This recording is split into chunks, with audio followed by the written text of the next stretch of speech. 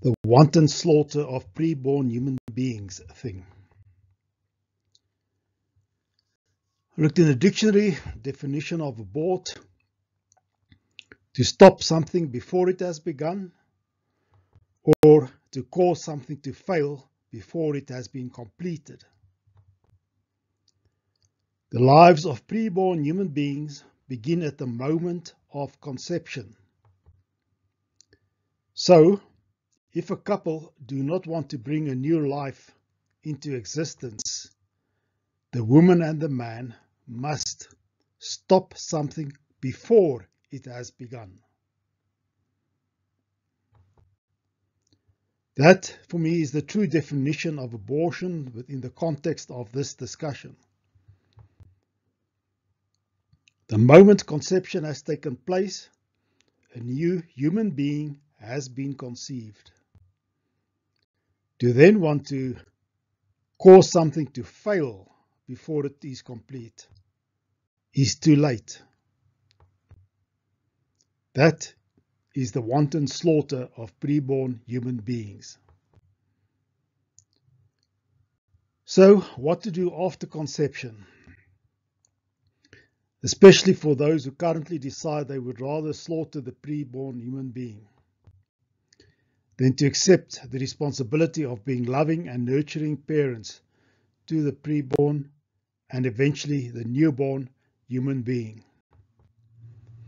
And the key is exactly that: to ensure the preborn and newborn receives loving and nurturing from their own parents or adoptive parents. This applies for both unwanted pregnancies and pregnancies where the medical prognosis for the preborn human being is not positive. And I think really a critical point for me: unwanted pregnancies must never, never, never, never equate to unwanted human beings.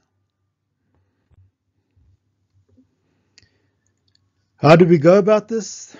The revelation I've received, I think, is not new, but seemingly the practical application thereof is a challenge. And yet to me it seems that the solution is simple. Link the mothers-to-be, the moms-to-be, link them up with a midwife who is filled with the love of God. If there are no midwives who qualify for this criteria, no midwives who are filled with the love of God, then link the moms-to-be up with women who are prepared to give this loving spiritual support to the moms-to-be, and the preborn human being working alongside a midwife, looking after the physical welfare of the mom-to-be and the preborn human being. Over the 9 months of the preborn growing in the sanctuary of his or her mom's womb, the mom-to-be and a spiritual supporter need to lavish words of God's love and truth over the preborn human being. The mom-to-be can do this daily, should do it daily, and the spiritual supporter during her visits to the mom. The spiritual supporter obviously also then needs to speak God's love and truth over the mom-to-be and the family as a whole. Music, I think, is always good, but it should be either Christian music or soothing classical type music. I think the spiritual supporter ideally needs to be a volunteer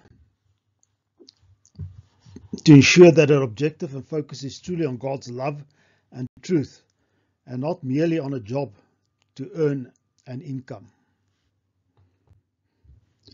There should be enough ladies from Christian churches who would happily volunteer for a project of this nature, without any judgment or any bias towards the mom-to-be, only radiating God's love and truth into the situation. The picture given to me for the above is to approach it as a project on the basis of a clinical trial. Spiritually inclined people, especially Christians, would immediately see and agree to the value of the above approach. However, there would be doubters, and unfortunately amongst the God haters, who will loudly and aggressively decry this approach and think of every conceivable excuse to shoot it down. And therefore, a longitudinal clinical trial to empirically measure the impact of this approach on the lives of children who receive the spiritual input during the gestation and into their teens as a minimum. One would expect that there would be costs associated with a project like this, especially for the mums-to-be who do not wish to keep the newborn and who will thus require adoptive parents to continue raising the newborn in God's love and truth. But there may be moms-to-be who love the newborn child but really have social economic challenges and will thus require financial support to continue with the project. So this is how I see it being done. The project group, the families of the moms-to-be who agreed to be included and receive the spiritual support for the first 9 months, and potentially, ideally, until at least the age of 5. And then you'd have the control group. They agree to having the development of the preborn and newborn being monitored on the same criteria as the above group, but who exclude themselves from receiving the spiritual support. Both groups, based on some kind of means test, may need to receive financial support up to the age of 5, if so indicated by the means test. A sophisticated measuring model would need to be designed to compare costs against the returns over predetermined periods, for example at birth, after the first year, at age 5, and I would say ideally it should be also at the ages of 18, 30 and possibly even at the age of 60, to see if that adult at the age of 60, what legacy that adult has left behind. This measuring will need to cover the comparison of actual costs and returns, as well as physical and psychological outcomes between the two groups. The above study or studies, I would think, needs to be carried out by universities in collaboration with health departments and faith organizations.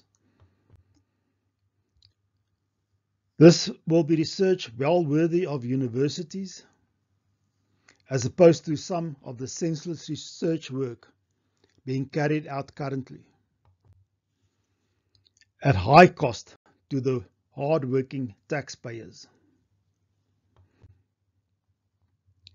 One wonders how the millions of slaughtered preborn human beings, had they been given the opportunity to live, could have blessed this world with more Einsteins, more Marie Curies, more Isaac Newtons, more Mother Teresas, and one could go on and on. And if one follows that chain of thought further, what new marvelous fuel sources may the above have developed to propel our vehicles? What solutions might they have uncovered for the treatment of cancer? And again, on and on one can go. I suppose we'll never know the degree to which Satan has robbed us of these blessings. What financial costing model can possibly measure something like this? I do not know, but well worth including as a measure in the project. That's it. We know that every human being, including the preborn human being, has innate value and is thus automatically and asset to a society, given the opportunity. Thank you. If you're interested in other similar videos, you can look at my YouTube channel. And for those not familiar on how to find the channel, start in your Google web browser, type in youtube.com, which will then take you to the YouTube web page. The YouTube web page has its own search bar. You type in at the Truth Merchant -M4V, all lowercase, no spaces, and that then will take you to a screen that looks something like this.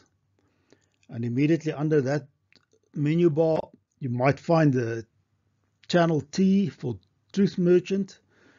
If it's not there, you will have to go to the filters, and the filter is situated to the far right of this menu bar, and sometimes the filter is just 3 dots, not as clearly evident as this one.